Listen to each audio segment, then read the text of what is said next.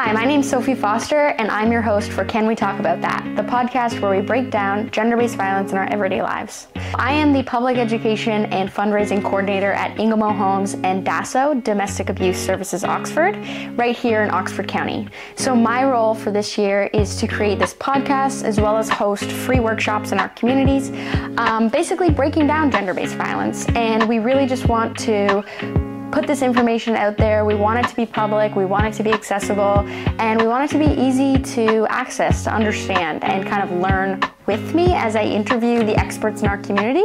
Each episode will look like me interviewing the different people in our community that work and kind of touch this field.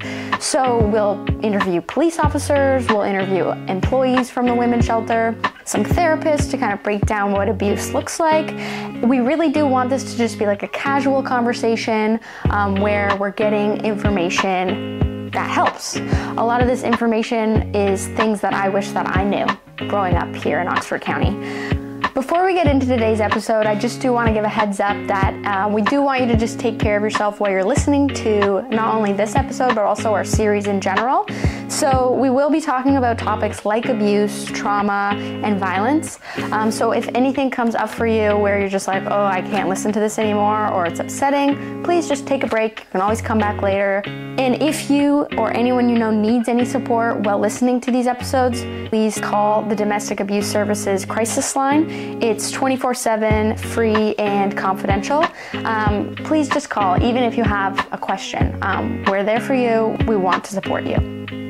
Please like, subscribe, and share these episodes as we learn together and break down gender-based violence. And also a big thank you to our funder of this project, the Ontario Trillium Foundation. The foundation has given us a grant for this year. The grant will be by DASO and Ingamo, a collaborative project to run a public education program in Oxford County. We want to get out in our community and hopefully share the insights from experts. For today's episode, we have Ashley Brown, the Executive Director of Ingamo Homes and DASO, Domestic Abuse Services Oxford. Those are both the women's shelters in Oxford County, both the emergency shelter as well as the second stage shelter. This is our first episode of the entire series. We're very excited to get started. And so we're really going to start the episode by kind of opening it up, talking about what we want this podcast to be. As my manager, kind of what are you hoping that this podcast is?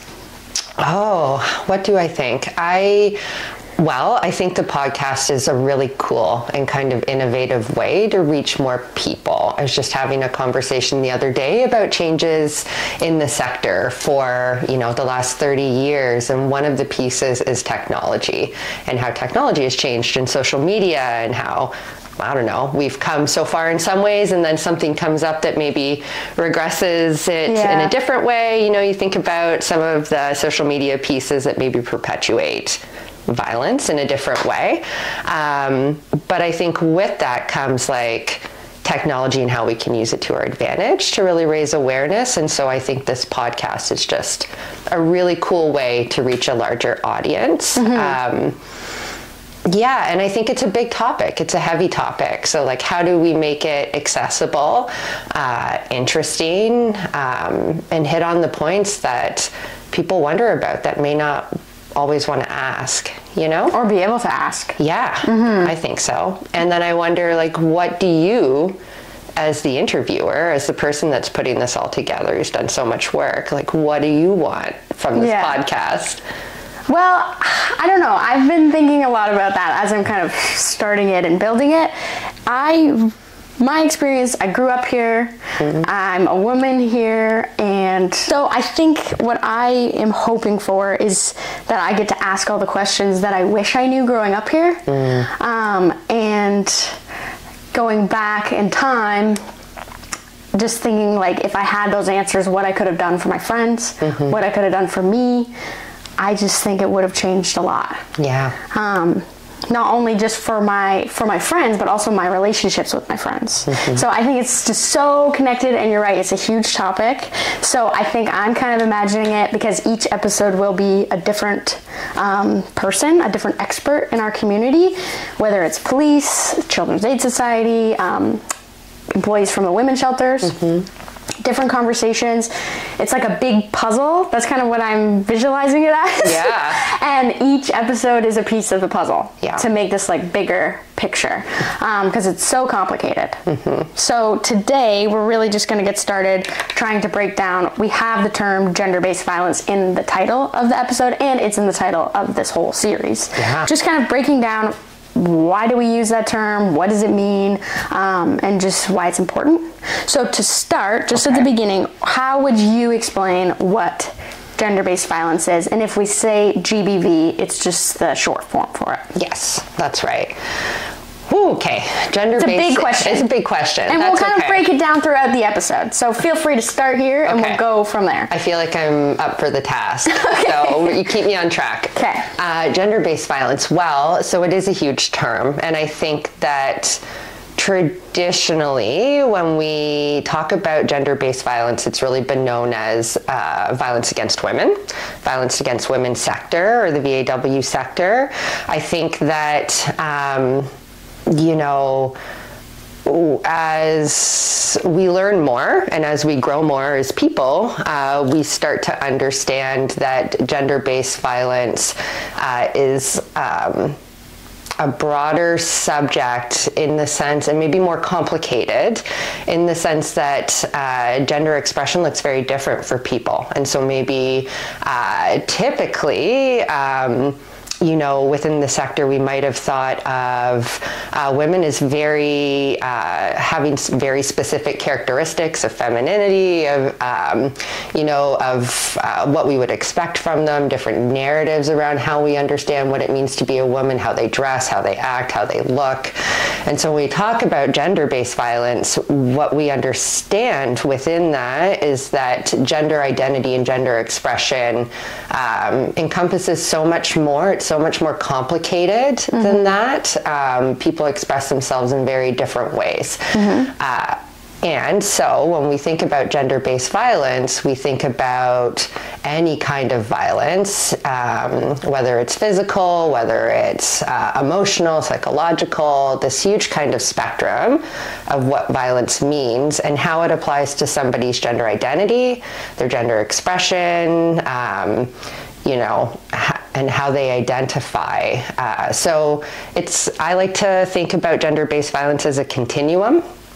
And intimate partner violence is one aspect of a larger spectrum of gender-based violence. So whether we think about transphobia and what that looks like, whether we think about homophobia and what that looks like, those pieces are also a part of that spectrum, and I'm not sure that they're always recognized within the gender-based violence sector, or kind of intimate partner violence sector as well, as often as maybe they should be. Well, and I think my understanding of how we've kind of shifted to this word, because you kind of mentioned there, if you go way back, we had like battered women, then we had violence against women, then we had domestic violence. Like, we've been shifting all along, and so this is the word that we're going to use now, is gender-based violence. Yes. And this is the overarching umbrella, so underneath that is intimate partner violence. That's right. But this bigger umbrella it helps kind of see that broader explanation. Yeah, it's hard to just say it in a sentence. So that's why we kind of wanted to make a whole episode to break it down. Yeah, and I appreciate that. I think you could dedicate maybe many episodes to breaking it down. And I think, just to bring it a step further, sexual violence as a part of gender-based violence, even elder abuse can be a part of gender-based violence. There's missing and murdered Indigenous women, part of gender-based violence. So there's so many parts to it outside of maybe what I'm getting at is like this really traditional kind of understanding of what gender-based violence looks like. Yep, I think that's a great way to put it. So, okay, you mentioned intimate partner violence, and the short form for that is IPV. There's a lot of short forms for all these words. Yes, there are. So we hear that term a lot. What's the difference? How does it kind of fall under that umbrella? Yeah, so I think when we talk about intimate partner violence, what we're really talking about is violence in relationships, in romantic relationships more specifically, and how it can manifest, and I guess by that I mean is really violence within the home. Within a relationship where one person, or even sometimes both, but where one person can be physically violent, can be financially violent. So really, taking money and not providing it and controlling money, so that somebody or the other person, and we'll say like the other person is a woman, being unable to have any real control over what they're spending their money on, or if they're earning money. It can really be, emotional and psychological violence, controlling somebody from seeing their friends or going out, or what they wear, or how they see their children, or if they see their children.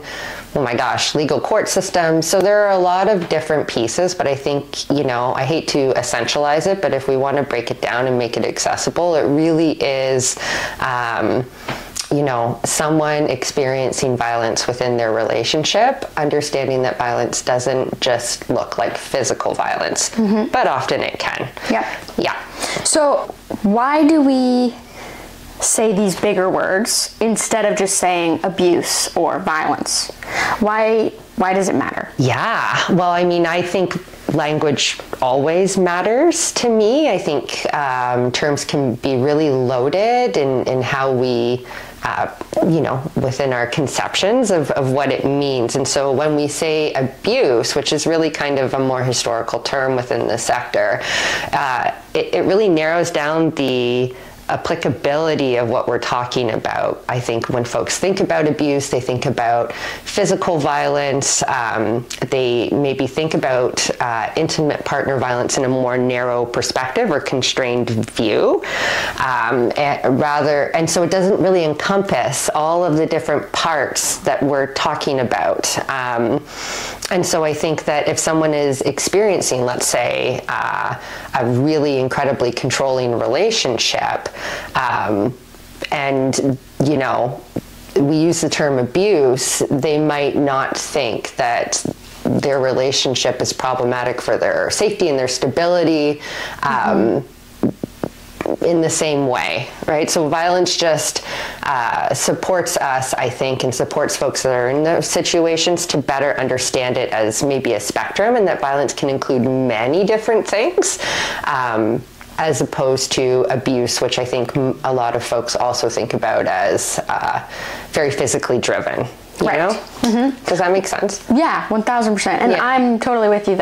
Language is so important, and I think naming it as gender-based violence or even intimate partner violence recognizes how the numbers are showing it's not just anybody most of the time doing this violence. A lot of the times there is a gendered lens to it, so I think that's kind of where and why we use that term, is to acknowledge that is really important, and also acknowledge where we're coming from. Like right around the time that I was born, mid 1990s, it was still legal for your husband to rape you. It took until around the time I was born to be illegal. Yeah. So that's not that long ago. No, it's wild. It's absolutely wild, and those are systemic issues.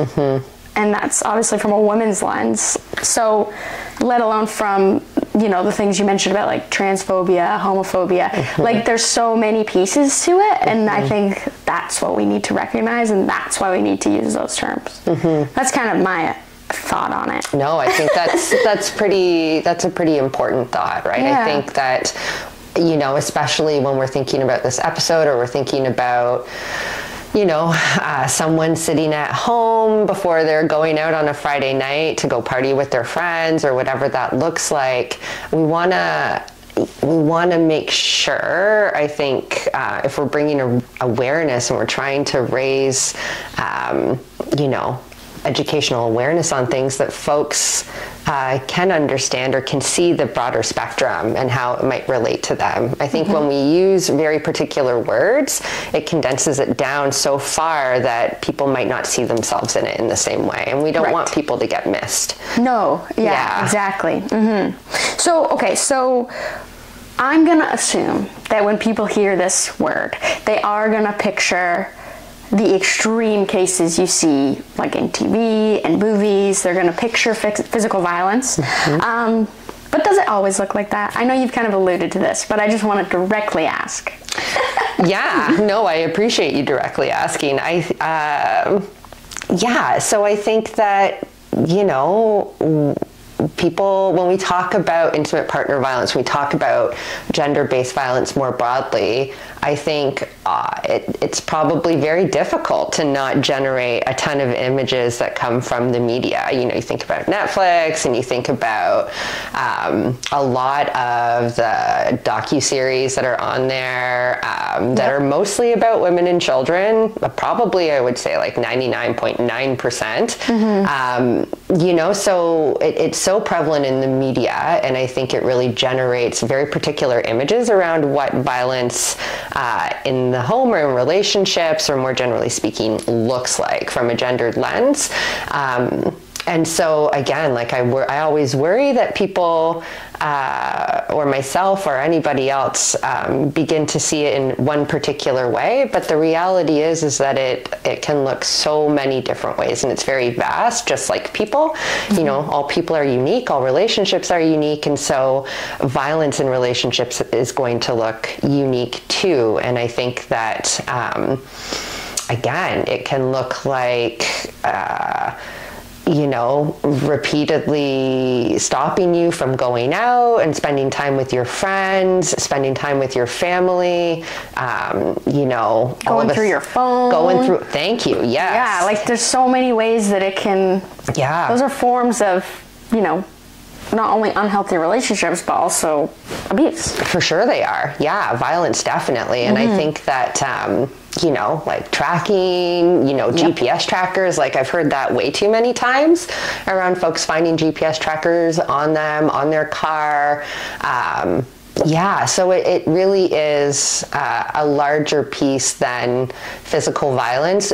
And physical violence is so risky in terms of, we see, I was just reading a statistic this morning as I was editing something about, a woman being killed every 6 days. And so you cannot also neglect how risky it is and how quickly things can escalate when there's actual physical violence as well in the home. So, I know. I'm sorry. It's true, though. This is a tough topic. I mean, we're trying to make it like as light as we can without kind of like disrespecting or not acknowledging how heavy the topic is. But we do want this out there in the public, and we want it to be easy enough that you can listen to it without it sinking your whole day. Yes. Can I ask you a question? Yeah. So you had kind of talked in the beginning of the podcast about, what you wish you knew, or what you wish that, that you maybe had some certain information that may have changed how your relationships went between friends, or, any of these pieces, thinking about us in a rural community on top of it. And so I'm curious, like, what do you wish was known? What is it that, Yeah. Because you're also way younger. So I feel like we really want to talk about things that are so relevant to young folks. Like, what is it that you... I think, every episode that I'm going to do on this, still trying to plan out what each episode will look like. Every episode is what I wish I knew. Okay. So most of the questions that I'm asking is for like younger Sophie. Okay. That I'm assuming other people will also benefit from knowing. Yeah. So one episode we'll have Eden, the manager of DASO, come on, and she'll hopefully explain, if I get all the answers that I want, like what does it look like to call DASO? Yeah. Can I call DASO as a friend for my friend, on behalf of my friend who's been sexually assaulted, and ask like, what do I do as a friend? How do I help them? What does it look like when you call the police? Yeah. Should I call the police? Can I trust the police? Yeah. Like, you know what I mean? There's so much to unpack there, and there's so many, like Oxford County actually does have a lot of services that I'm just coming to learn of now that I work here. Yeah. So I'll be interviewing a lot of people from different organizations is my hope, to be like, what do you do? How can you help me? How can you help my friends? Because you have insider knowledge now. Like, you know more than maybe other folks that aren't as connected. And I think, like, if I think back to my younger Ashley self, like calling police, calling DASO, those pieces, you know, when I think about who I was, I would be very, like, I probably wouldn't call, because I'd think that it would have to be up here to call, for example, and I guess, like, I wish that I knew that it didn't have to be, you know, or that there were other ways to get information. So and like a lot of the places that I'm going to talk to, like, you can call anonymously, and just you know, ask some questions, which would have been so helpful. So really, every episode is going to be what I wish I knew. Okay, fair. But a lot of it is like, what services do we have? How do they help? Who can access them? Is it free? Is it confidential? Just those kind of things. Great question. I'm hoping that I can answer that even better by the time we're ending this project. I hope, like, I feel like you should reflect on the podcast after and just see whether that's true or not, whether it came to fruition. Well, and even the things that I'm going to learn. You know, I don't know everything by far, so I'm really excited for what I'm going to learn just by asking the questions, and how that will also help me and hopefully the people around me too. I'm really excited. I think it's going to be fun. Awesome. So, okay, just to get back to kind of what we were talking about. So you mentioned things like, you know, we said going through your phone, like without your permission, stalking, control, isolation. I mean, that kind of helps to unpack, like, what else it could look like besides physical violence. Does that make sense? I think so. And I think, again, like, you hear stalking just as an example. And so I think I would suggest that maybe, you know, when we think about language mattering, we think about stalking, very particular kind of ideas of what stalking look like comes up for me, right? Somebody dressed in black hiding in your bushes or tailing your car, you know, like, and bushes specifically, you know, nighttime, all these things. And so, but I think the reality for a lot of people is, like, that's not how it necessarily looks, right? It can be walking past your house repeatedly. It can be stalking your social media also, and it can be you know, calling repeatedly and texting and just, like, spamming your inbox or whatever. Like, I think that the thing that I hope for is to really break down what those terms mean, because they can mean a lot more than what we initially think they mean, you know? Can just apply to you in such a different way. 1000%. Okay, so obviously we're doing this podcast in Oxford County, and our services that we will be talking about is the ones in Oxford County. How do you think gender-based violence shows up in rural, smaller communities like this? Like, do you think people are even talking about it here? Do you think they see it as an issue generally? Oh, that's a toughie. It really is. So, yes, I think that people are talking about it, and I think people aren't talking about it. I feel like both of those things are happening simultaneously. I think that, again, you know, if I think about my preconceived kind of notions of, like, intimate partner violence and gender-based violence within, you know, traditionally within the sector, it's like it really was a closed-door piece. Like, you just didn't talk about it. And it gives me such hope to see, like, upcoming generations being so much more open around these pieces. but yeah, like I think that really there was this mentality of like, well, ownership around your spouse, and also that you don't ask, don't tell kind of thing. And so I think that, you know, unfortunately, and I don't think it's unique to Oxford County, but I think in more rural communities where there's more isolation, maybe your neighbor is like 2 kilometers down the road, you know, I think that that still exists in some ways. And so for me, it's about how do we really break down that, that knowledge, or that kind of, again, like that preconceived notion of don't ask, don't tell, like what goes on in your house is for you to figure out, because that really leaves people without any kind of support at all. It enables it. It really does. It's just enabling the violence. For sure it does. And so I think like sheer distance really, and like isolated within your community, within your household, transportation, like if you don't have access to a car, good luck to you, you know? Yeah. So those things are, I think, still prevalent. I think it's a part of just what it means to live in a more rural community. I think that you know, it's amazing to see the level of advocacy and awareness raising that happens within Oxford County. But I think that, you know, again, like if we think of violence in very particular ways, you know, as gender-based violence or intimate partner violence can only be, or sexual violence can only be certain pieces, you know, people don't maybe always see it as applicable to them. And then there's also this coupled fact where if you're looking for support from your friends or your neighbors or your, you know, coworkers or whatever that looks like, it can be like, oh, well, you know, maybe that's normal because it's happening behind so many closed doors, but also maybe it's that folks think like, I shouldn't get involved in this, or I don't even know what to do. Yeah. Yeah. Or even the victim blaming too. For sure. Of just like, oh, it's my fault. Yeah, you shouldn't have wore that short skirt. Yep.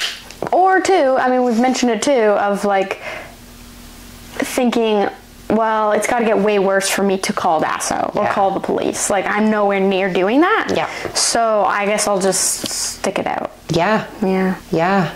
It's really sad. It's tough because people don't have a ton of choice. I don't know whether or not, you know, that's new, but I think like if we really think about rural community and gender-based violence within like this new era of really tough costs of living, housing, no housing, food, childcare, like all of these different pieces, sometimes it's also a lot easier to just stay in relationships because you need to. And that's a piece of survival too. Like, I would never say that folks need to, you must leave, you must do all of these pieces, you must break up with your boyfriend or girlfriend or whatever that looks like, because the reality is that it's very, very complicated. And so I think that's so important, because I also, you know, what I wish I knew and what I would want other people to know is that support can happen even if you're still in a relationship and you feel like you can't go for any reason, you know? Or maybe, you don't want to go yet. Or maybe you don't want to go yet. Yeah, there's still help. Yeah. Yeah, no one's gonna, well, we hope no one is saying, you have to do this, you have to do that. I would absolutely hope that. Yeah. Because people have choice.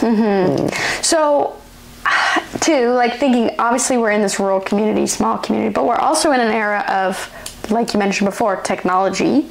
So, language online.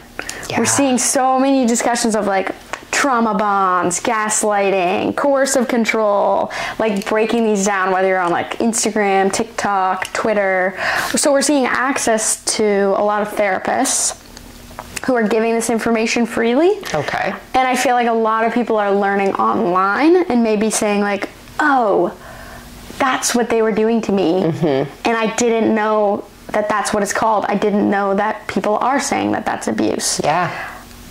How are you seeing that kind of like in the broader gender-based violence world? Like, I feel like we are getting more education online. I mean, even this, we're hoping this is educational online. Yeah, it's kind of interesting to watch that unfold. Yeah, I think, you know, for me, there's always, always going to be a bit of a continuum. So I think that online access and things that you're talking about really breaks down accessibility, right? Where maybe more historically, to better understand what gaslighting meant or what trauma bond meant, or even what trauma meant more specifically, like, you had to go to a doctor or see a therapist or go and access some support from somewhere and walk in a door. Now information is just so much more readily available and accessible for folks to understand through other people's experiences, even, how it may or may not apply to them. And, like anything else, online, you always have to be careful because there's so much information swimming around that may or may not be accurate or may not tell the whole story or may be relevant to a few people based on their experience. So I think it's always really important to be careful with any kind of information that you're receiving. But I think, the really good part of that is that people can also do their own research and better understand themselves through people's experiences. And that's really cool. Well, and maybe you can even take whatever information you're learning online, like take it to DASO and be like, is this what this is? Yeah. I heard this online. Yep. I'm kind of confused because I think that's happening to me. Yeah. Sure, take some information, but double check it with the experts, and the services we have. Yes, absolutely. Yeah. So now kind of shifting gears, I did want to ask, obviously we are seeing more people talking about this. We're hoping more people are talking about this. I think so, but my world is very much in the sector. Biased. But yes, I'm a little biased, but yes, I would hope and I think so. Me too. But I find too, sometimes you enter circles, people don't want to talk about it. They get defensive. They think like, you're a buzzkill. Like, why are you bringing this up? Yeah. What do you think of that? Why is it so hard to kind of have those conversations? Oh, well, I guess. know, I'm asking you the big questions. I'm going to ask you the same question next. Oh, no. I think that... Well, I think that there's a lot of stigma, right? And then I guess, like, if you also think about social media and Instagram and,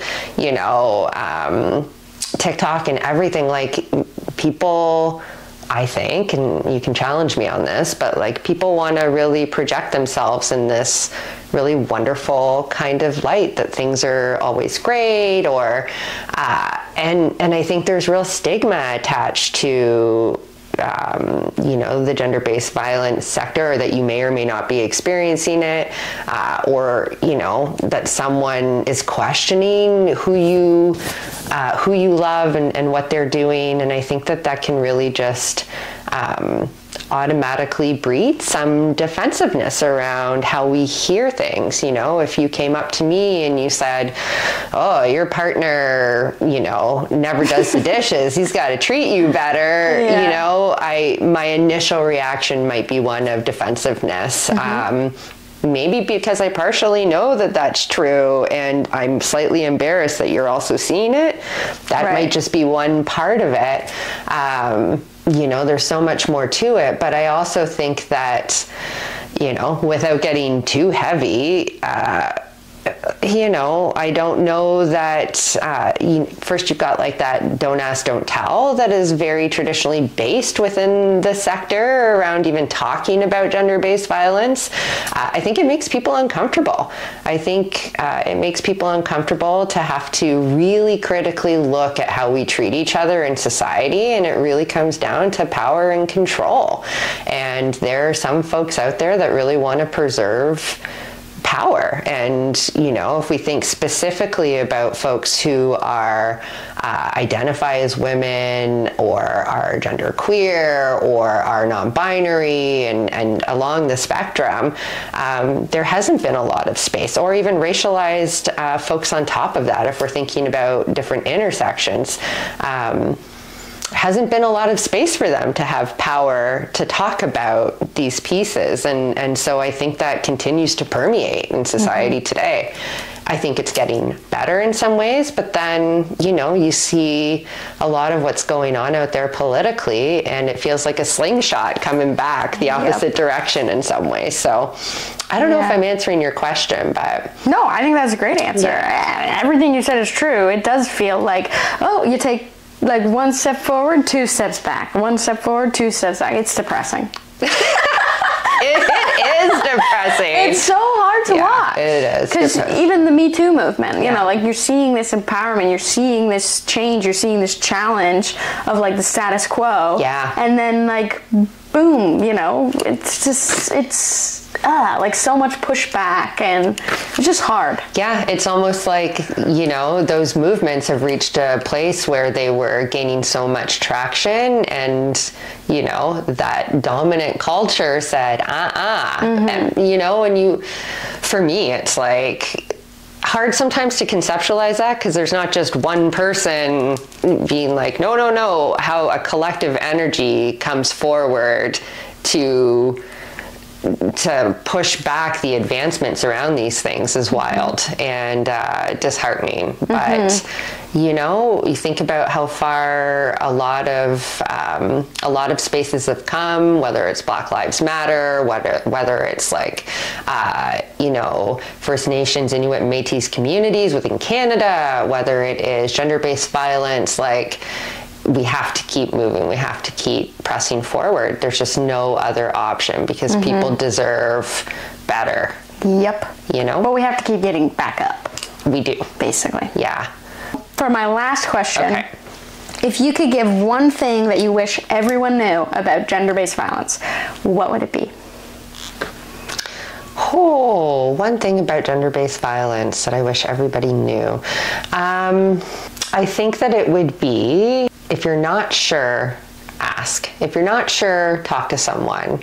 It is okay to reach out and ask questions, whether it is like your local services like DASO or Ingamo. And I know that it may feel very much like a lot of work, if you're not sure, but it is okay to ask, and it is okay to call one time, and it is okay to call about your sister or about a family member or a coworker. Like, it is okay, and you are not you're not signing up for anything. Nobody's getting your information. You can be anonymous and just call. Yeah. And hopefully, as the podcast keeps going, we'll learn more about the services, like I said, and like who you can call. Yeah. So we'll wrap up today's episode. Again, this is our first one. We're really excited.